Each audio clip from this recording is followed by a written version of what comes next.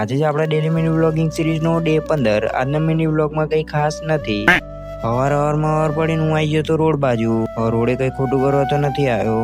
પણ હા મને તો લાવો થોડીક આળસ બાળસ ખાઈ લઈએ. મારે જેવો 800 માણસ કરી હું આળસ બાળસ જ ખાઈ આખો દિવસ. રોડેથી જેવો જૂના ઘેર પહોંચે એવું જોયું કે ચાની કેટલી તો ચૂલામ પડી છે. પછી હું બીજો વાટકી લઈને મેં કીધું લાવો થોડીક કરીને ચા પી લઈએ.